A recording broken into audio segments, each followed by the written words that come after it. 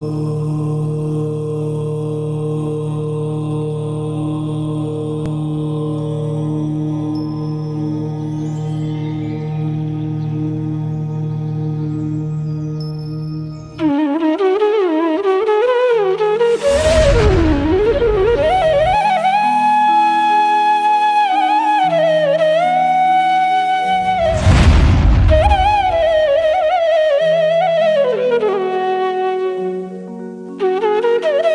नमः सिद्धेभ्यः सिद्धं शुद्धं पनमीय जिनीन्द्रवरनेमि छन्दमकलङ्कं गुणरयनभूषणुदयं जीवसत्परुवनं मोक्षम। बोलो देवादिदेव 1008 श्री श्यामनाथ भगवान, नेमिनाथ भगवान, बाहुबली भगवान की जय। नेमिचंद्र सिद्धांत चक्रवर्ती आचार्य महामुनिराज की जय। संत शिरोमणि आचार्य गुरुवर विद्यासागर जी, समय सागर जी, सुधा सागर जी महामुनिराज की जय। समस्त मुनि संघ की जय। पर्याप्तियों के विषय में हम विगत दिनों से पढ़ रहे हैं और कल की कक्षा में लब्ध अपर्याप्त और निवृत्त पर्याप्तक की व्याख्या के उपरांत हमने ये देखा था कि एक अंतर मुहूर्त में एक लब्ध पर्याप्तक जो जीव होता है 66,336 बार मरण और उतने ही भवों में जन्मों को भी धारण करता है। इन भवों को ही क्षुद्र भव जो है कहा जाता है। उसके लिए शब्द आया था क्षुद्र भव, मतलब क्षुद्र भव। फिर उन्होंने बताया विकल इंद्रियों के द्विइंद्रिय लब्ध पर्याप्तक के 80 भव, तीन इंद्रिय लब्ध पर्याप्तक के 60 भव, चतुरिंद्रिय लब्ध पर्याप्तक के 40 और पंचेंद्रिय लब्ध पर्याप्तक के 24 और एकेंद्रियों के होते हैं 66,132 भव। तो इतने भव वो धारण कर सकता है, इससे अधिक नहीं।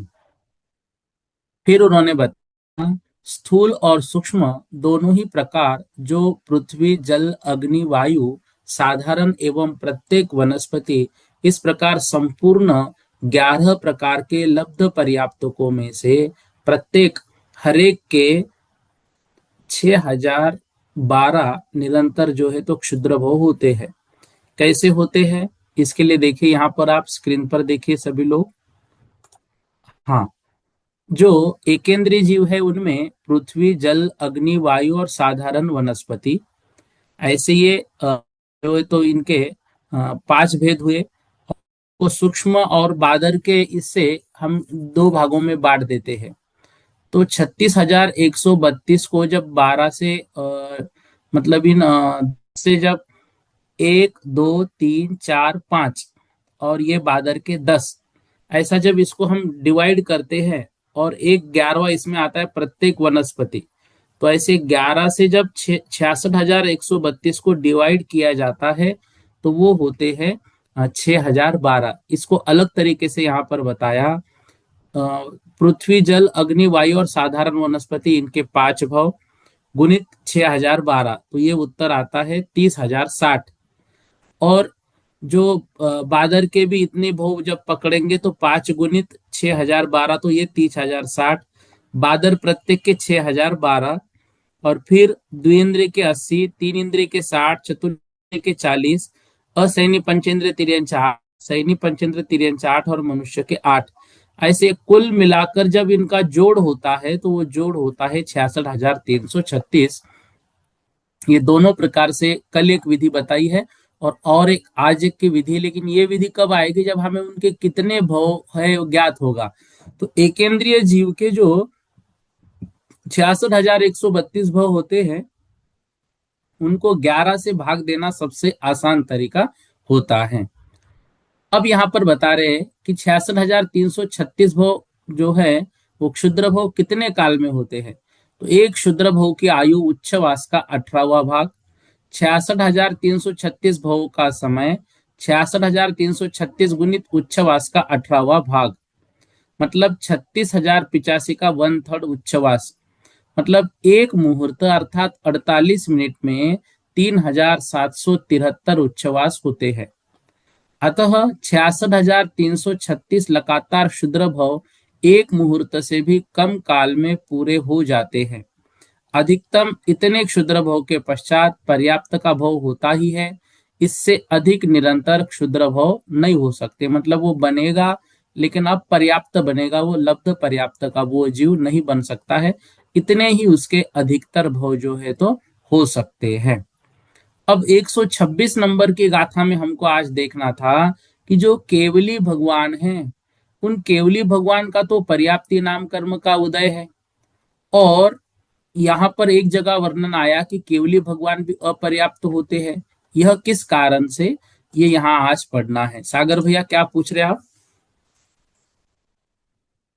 हाँ, जय जिनेन्द्र भैया जी, जैसे भी जय आपने जिनेन्द्र। बताया कि उसने लब्धे पर्याप्तक का जो काल पूरा कर लिया, उसके बाद वो पर्याप्तक बनेगा, तो फिर वो जीव क्या कभी पुनः लब्धे पर्याप्तक जीव नहीं बनेगा?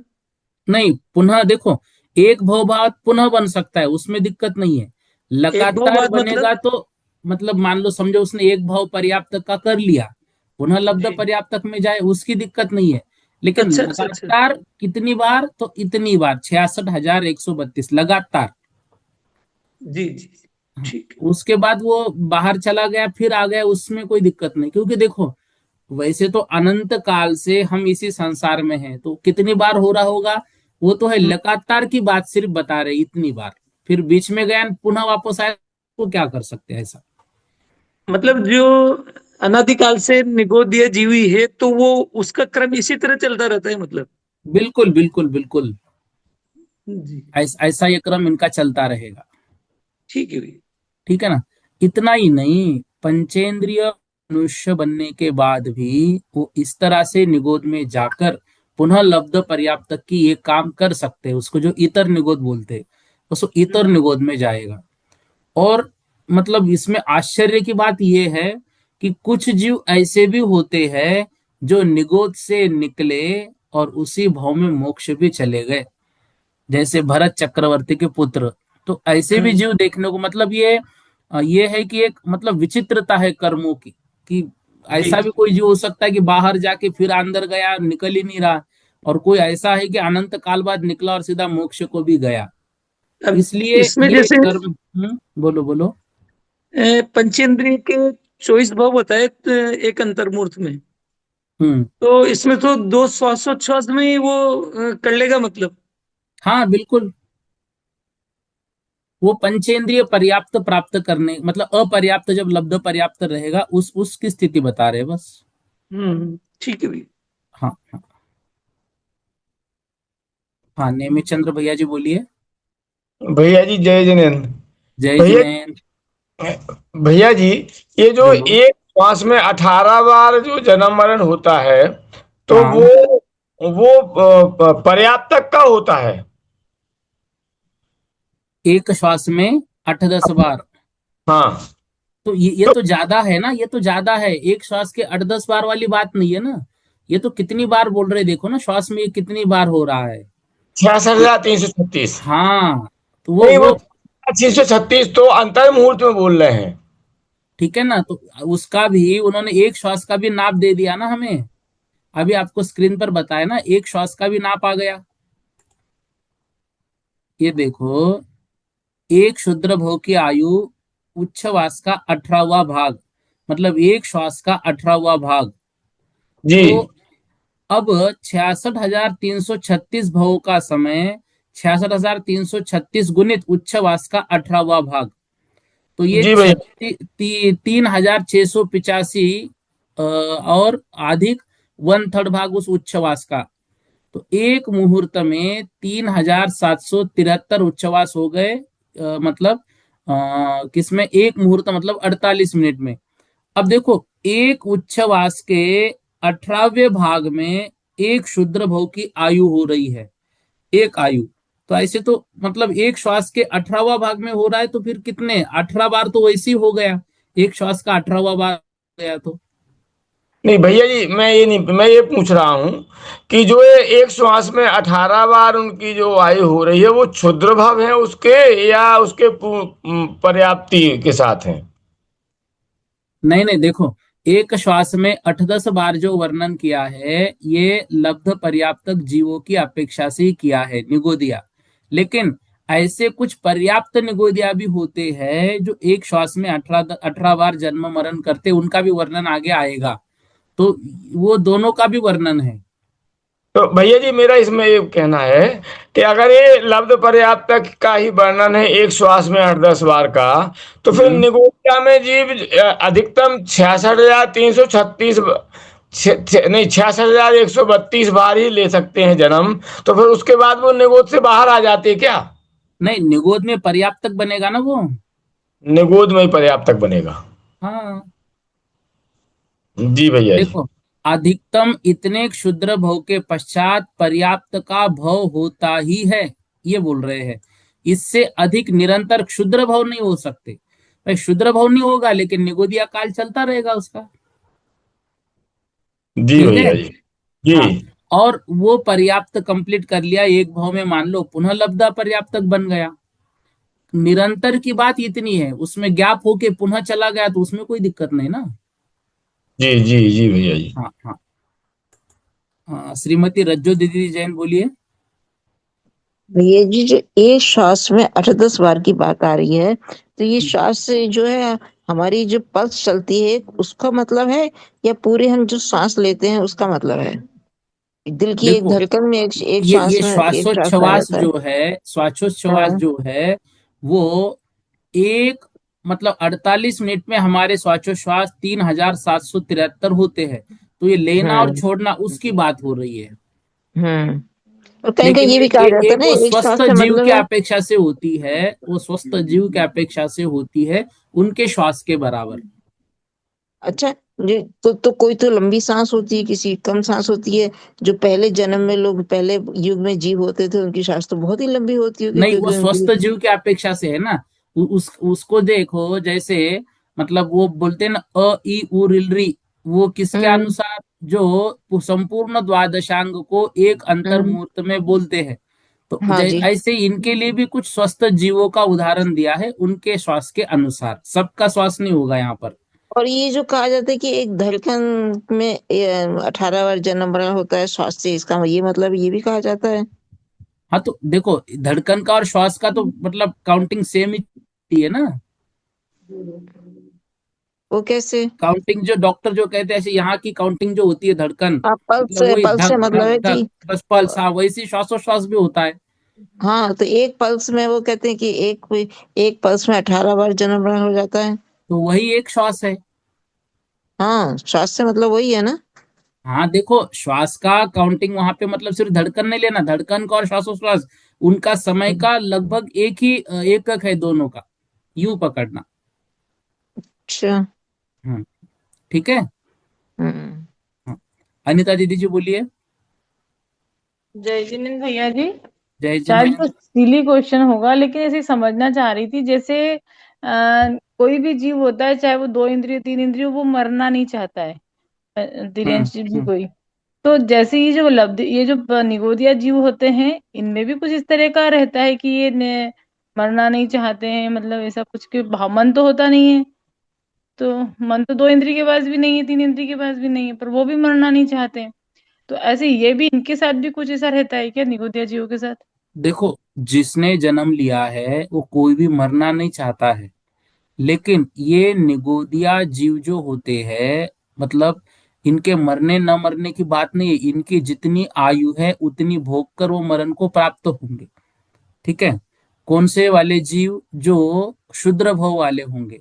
जो आलू आदि में निगोदिया जीव है, उनकी जितनी आयु है उतनी वो बन के चलती रहती है।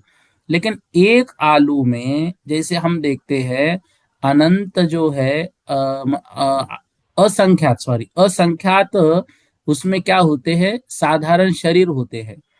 और एक साधारण शरीर में अनंत आत्माएं होती है। अब बताओ, एक शरीर का नाश कर दिया तो वहां पे अनंत आत्माएं समाप्त हो रही है। तो उनका मन चाहे है या नहीं है, लेकिन वो तो मरण को तो प्राप्त हो ही रहे ना।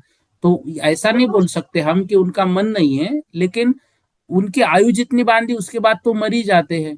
ये लेकिन जो आप बता रहे हैं, ये तो दो उनका इंद्रिय के मन साथ भी पकड़ा नहीं होगा। जाता है।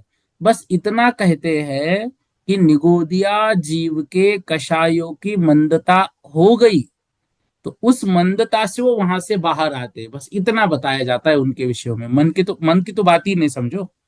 मन तो वो है ही नहीं ना, तो दो हाँ इंद्रिय हाँ के भी हाँ। नहीं आ रहा, 3 इंद्री के भी मन नहीं तो नहीं वो आ तो रहा, चाहे। असंगी, असंगी तक मन नहीं है, असंगी हाँ, पंचेंद्रिय वहां तक मन नहीं है। वहां तक मन नहीं लेकिन है, लेकिन हित अहित वो बुद्धि दिखाई देता होती है। है। हित अहित बुद्धि होती है, हित अहित बुद्धि। तो निगोदिया में भी हित बुद्धि होती है नहीं, यही तो जानना था। नहीं, उनके पास मात्र पर्याय ज्ञान है ना। वो पर्याय ज्ञान जो है वो बहुत कम ज्ञान होता है, तो उससे उनकी वो बुद्धि नहीं चल सकती। अच्छा। निगोदिया के पास का जो सबसे मतलब ज्ञान का जो सबसे छोटा ज्ञान माना जाता है, वो माना जाता है पर्याय ज्ञान। तो वो मात्र पर्याय ज्ञान उनके पास है, बाकी ऐसी बुद्धि उनके पास वो नहीं होगी कुछ। ठीक। अच्छा, ठीक है भैया। और ये सिली क्वेश्चन नहीं है, समझने के हिसाब से बहुत अच्छा क्वेश्चन है। हाँ, गोविंद भैया जी बोलो। ये जिन्हें भैया जी, जय क्या जिनेन्द्र। इनमें इनमें और पर्याप्तक में ये संवेदन, सुख दुख के संवेदन में क्या फर्क आएगा क्या? नहीं, सुख दुख के संवेदन में दोनों में भी कोई फर्क नहीं आएगा। बस ये है कि इतना भाव इनका उतना ही है, और उनका जो है थोड़ा ज्यादा रहेगा बस। बाकी सुख दुख के संवेदन में कोई अंतर नहीं आएगा दोनों के इसमें। जी ऐसा भैया। दोनों को भी मिल सकता है, वैसा मिलेगा, उसमें कोई दिक्कत नहीं है। दुख में अंतर कोई नहीं है। ठीक है भैया। जय जी। निकिता दीदी जी बोलिए।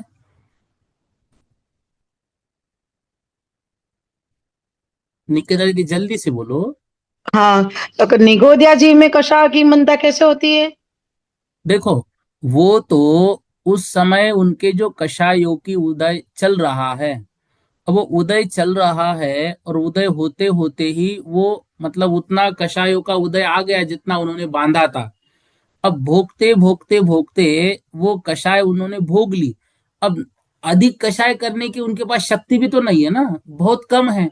इसलिए जितनी कषाय थी वो खत्म हो गई, अब छोटा सा बटा, तो मंद कषाय में उदय हो सकता है। सबका नहीं होता है। 6 महीने 8 समय में 608 जीव वहां से बाहर निकलते, उतनी जीवों का उतना मंद कषाय, उतने में वो आ जाते। बस उसका कारण सिर्फ ये बताया कि मंद कषाय से। अब वो मंद कषाय हुई किस कारण से, ये कुछ नहीं बताया। निकिता दीदी जी। हाँ भैया जी, समझ में आ गया। हाँ, देखिए अब अगली गाथा हम पढ़ते हैं 126 नंबर की। पज्जत शरीरस्य, पज्जत शरीरस्य, पज्जत्तुदयस्य कायजोगस्य, पज्जत्तदो यस्य कायजोगस्य, जोगिस्स अपुन्नन्तम्, जोगिस्स अपुन्नन्तम्, अपुन्नजोगोत्तिनी दिठम्, अपुन्नजोगोत्तिनी दिठम्। एक साथ उच्चारण करेंगे। पज्जत्त शरीरस्य, पज्जत्तुदयस्य कायजोगस्य, जोगिस्स अपुन्नन्तम्, अपुन्नजोगोत्तिनी दिठम्। क्या कह रहे हैं? पज्जत्त शरीरस्य, पज्जत्त उदयस्य, कायजोगस्य। उनका शरीर मतलब जो सयोग केवली है, उनका जो शरीर है, उनके शरीर में पज्जत उदयस्य मतलब जो पर्याप्तक नाम कर्म है, उस पर्याप्त नाम कर्म का जो है तो उदय चल रहा है। उनका उदय किसका होगा? उदय होगा पर्याप्त नाम कर्म का। पज्जत शरीरस्य, और पर्याप्त शरीर का, पर्याप्त नाम कर्म का उदय है। काय जोगस, और वे काय योग के धारक है। अर्थात संपूर्ण परम औदारिक शरीर जिनका पाया जाता है, वो उसको बोलते हैं पज्जत शरीर, पूर्ण शरीर है। पज्जत उदयस मतलब पर्याप्त नाम कर्म का उदय से वो काय जोगस काय योग के धारक है।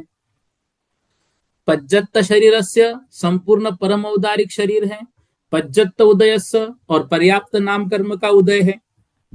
तो पर्याप्त शरीर के उदय से और पर्याप्त नाम कर्म के उदय से वे काय जोगस अर्थात काय योग के धारक हैं। ऐसे जोगिस ऐसे योगी का अपुन्नतम अपुन्नतम अर्थात अपूर्ण कायोग कहा है। अपुन्न जोगोत्ति निदठम क्यों? क्योंकि उनका अपूर्ण कायोग, जोग मतलब योग, अपूर्ण कायोग होने से, अपूर्ण कायोग होने से कब होता है? देखिए पहले तो इसका अर्थ हम क्या समझ रहे हैं। परम औदारिक शरीर जिनके पाया जाता है, पर्याप्त नाम कर्म के उदय से संयुक्त कायोग के धारक, ऐसे जो संयोग के होते हैं उनके समुद्घात करने पर, कपाट समुद्घात को करते हुए और समेटते हुए जब कपाट अवस्था आती है तब उनका अपूर्ण कायोग होता है, क्योंकि वहां संगी पर्याप्त के समान पर्याप्तियों का प्रारंभ करने से निष्ठापन करते हैं। वहां जैसे संगी पर्याप्त ने जन्म लिया, उसके बाद जैसे पर्याप्तियों को ग्रहण करते हैं, ऐसे इनकी आत्मा जब संपूर्ण लोक में फैल गई तो उस समय वो जो है पर्याप्तियों का ग्रहण प्रारंभ करते हैं। इसलिए औदारिक मिश्र कायोग के धारक केवली भगवान कपाट युगल के काल में अपर्याप्त पने को प्राप्त होते हैं। कपाट युगल मतलब जाते समय एक बार कपाट, आते समय एक बार कपाट, ऐसा सिद्धांत इनके विषय में होता है। ये सिद्धांत हमको याद रखना है कि जो मतलब कौन? केवली भगवान, जिस संयोग केवली का शरीर पूर्ण है, पर्याप्त नाम कर्म का उदय भी है, काय योग भी है, फिर उनको अपर्याप्तता कैसे? तो बता रहे हैं इसका कारण है उनकी समुद्घात अवस्था, औदारिक मिश्र काय योग और कार्मन काय योग। क्यों? क्योंकि योग अपर्याप्त अवस्था में ही होते हैं। केवली समुद्घात अब देखो जब होता है तो उन संयोग केवली के केवली समुद्घात की कपाट, प्रतर और लोक पूर्ण अवस्था अपर्याप्त होती है। जब केवली भगवान आयु के अंतर मुहूर्त में, अब आयु शेष रही कितनी? अंतर मुहूर्त, और शेष जो 3 अघातिया कर्मों की स्थिति वो अधिक बची। इस विषय में हमने पढ़ा था कब बनता है केवली समुद्घात। तब क्या होता है? तब जो अघातिया 3 कर्म हैं उनकी अधिक स्थिति बची है, उस स्थिति को आयु कर्म के स्थिति के बराबर करने के लिए आत्म प्रदेशों का दंड, कपाट, प्रतर और लोक पूरण के माध्यम से बाहर निकलना होता है।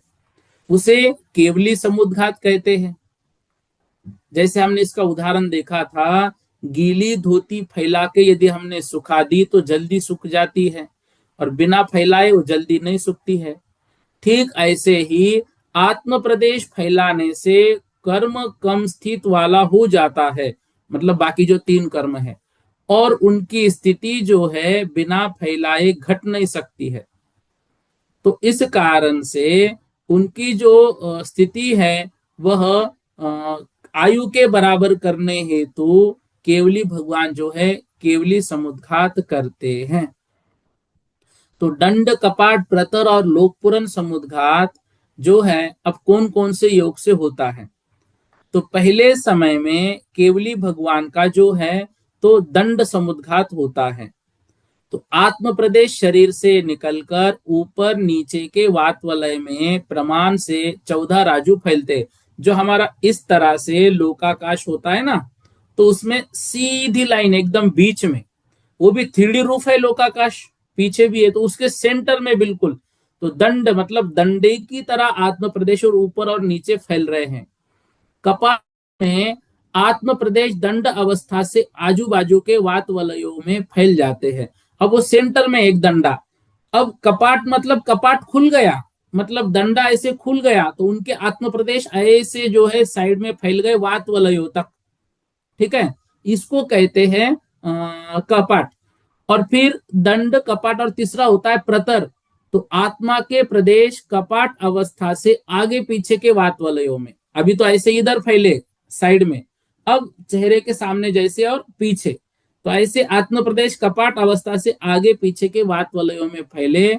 और लोक पुराण में आत्मा के प्रदेश प्रतर अवस्था से संपूर्ण वात वलयों में जो है तो फैल जाते हैं।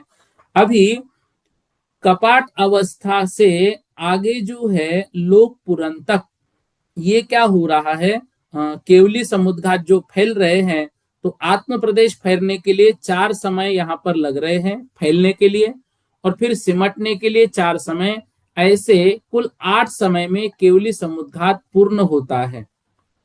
तो ऐसा ये जो समुद्घात है, तो प्रथम समय में लोक पुरन अवस्था से प्रतर अवस्था में, दूसरे समय में प्रतर से कपाट में, तीसरे समय में कपाट से दंड में, और चौथे समय में मूल शरीर में वापस आते समय, ऐसे ये इनके आत्म प्रदेश फैलते हैं।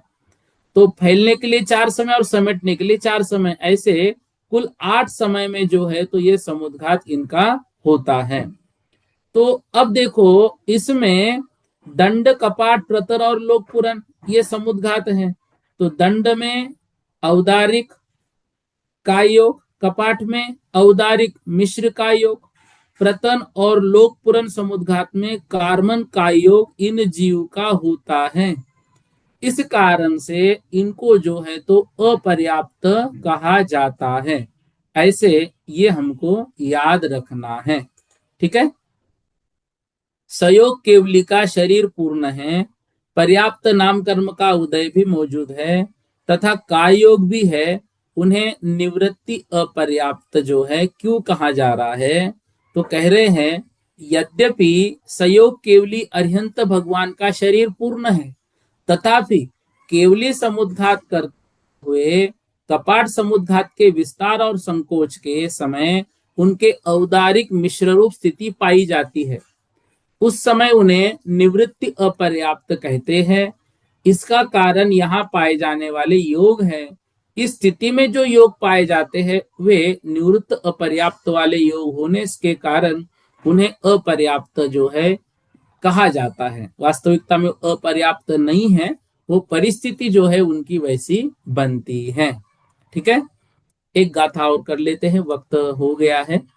लद्धि अपुन्नममिच्छे तत्थ विविदिये च उत्थ छट्टेय,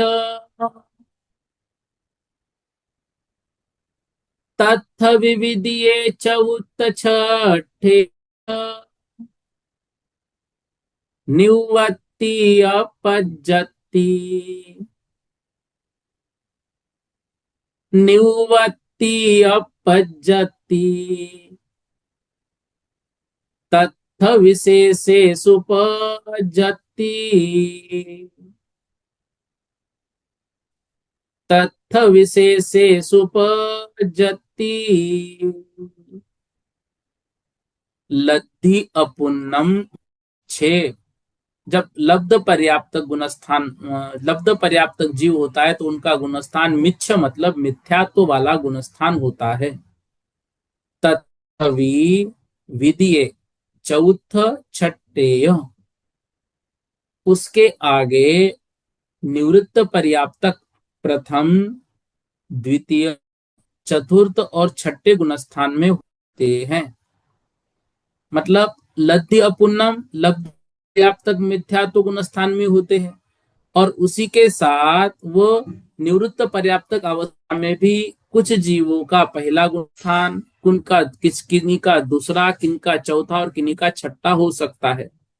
निवृत्ति अपज्जति मतलब निवृत्त पर्याप्तक में। तत्थ विशेषेषु पज्जति, और पर्याप्तक के उक्त 4 और शेष सभी गुणस्थानों में जो है तो ये जीव पाए जाते हैं। देखो, पुनः गाथा को समझो, जो यहाँ पर वर्णन दे रहे हैं, यहाँ पर देखो लब्धीय पर्याप्तक जो जीव है और निवृत्त पर्याप्तक जो जीव है, इनके गुणस्थान का यहाँ पर विशेष बता रहे हैं। लब्धि अपूर्णम मिच्छे, लब्धि अपूर्ण लब्ध पर्याप्तक जीव जो है वो मिथ्यात्व गुणस्थान में है। और तत्रापि मतलब वहां पर भी, तथापि मतलब वहां पर भी, मतलब निवृत्त पर्याप्तक में भी मिथ्यात्व अवस्था होगी। विधेय मतलब दूसरा गुणस्थान होगा, चौथ मतलब चौथा गुणस्थान होगा, और छठे मतलब छठवा गुणस्थान होगा। ठीक है ना, निवृत्त पर्याप्त में तत्थवी, और वहां पर भी शेषेषु और संपूर्ण में पर्याप्तियों में भी। तो लब्धीय पर्याप्तक जीव का मिथ्या दृष्टि गुणस्थान होगा, उनका दूसरा कोई गुणस्थान होगा नहीं, क्योंकि सासादन आदि जो गुणस्थान विशेष है वो उनके मतलब वहां पर लब्धि पर्याप्तक का अभाव है। अब मिथ्या दृष्टि जो है वह पहले जो मतलब पहले गुणस्थान वर्ती, दूसरे गुणस्थान वर्ती, चौथे और छठवे, इन चारों गुणस्थान जो है वो निवृत्त अपर्याप्त अवस्था में पाए जाते हैं।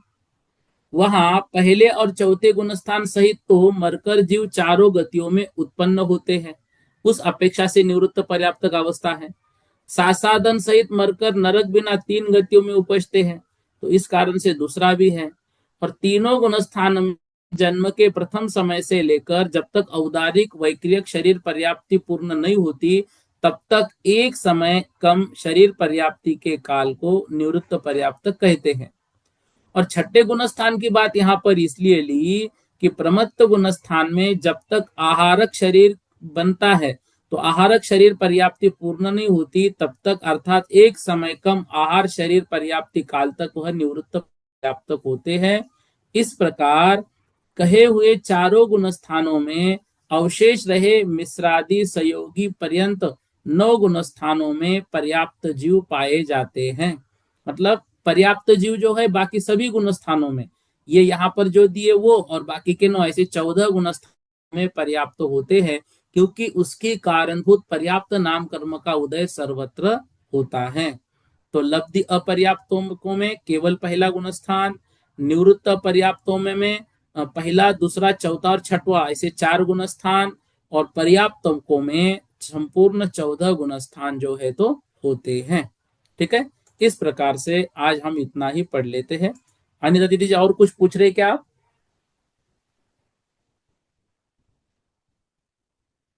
नहीं आई है। रा, हेलो राजकुमारी जी जैन बोलो। भैया, भैया जी, जय जिनेन्द्र।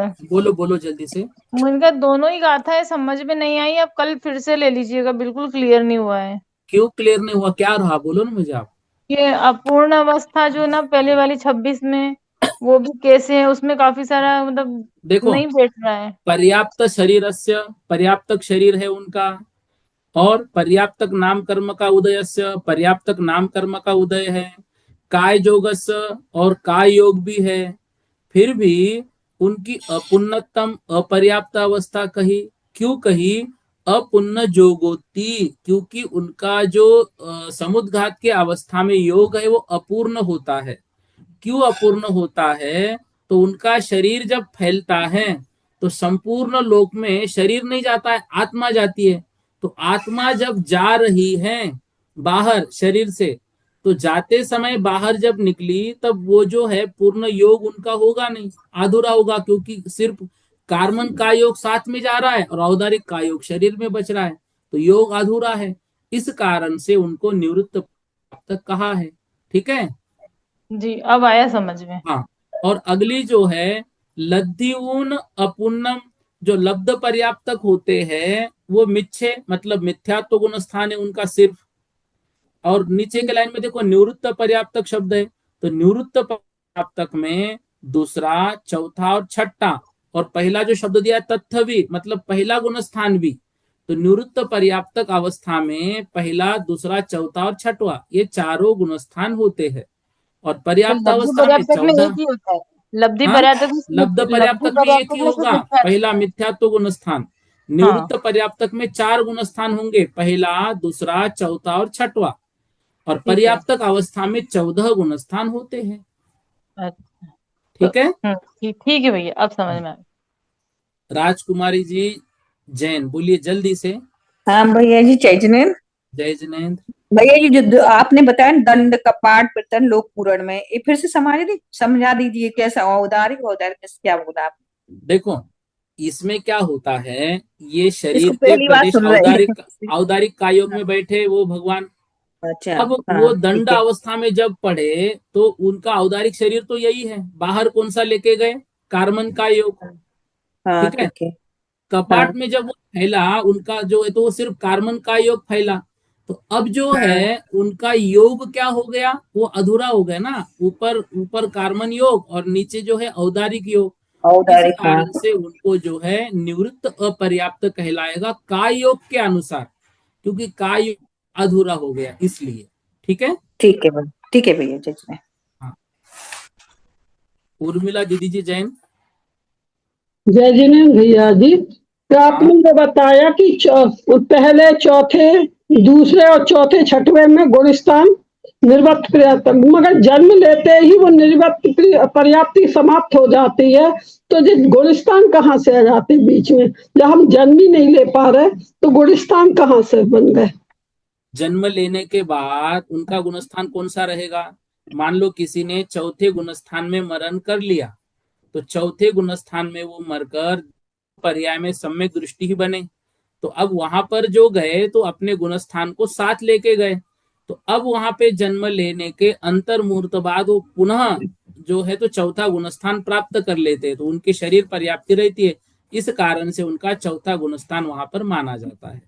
ठीक है। ठीक है भैया, ठीक है ठीक है। बोधि समाधि परिणाम विशुद्धि सात्मोपलब्धि शोषो के सिद्धि चिंता मनिम चिंतित वस्तुदानिम तो वंदे मानस्य ममास्तु देवी।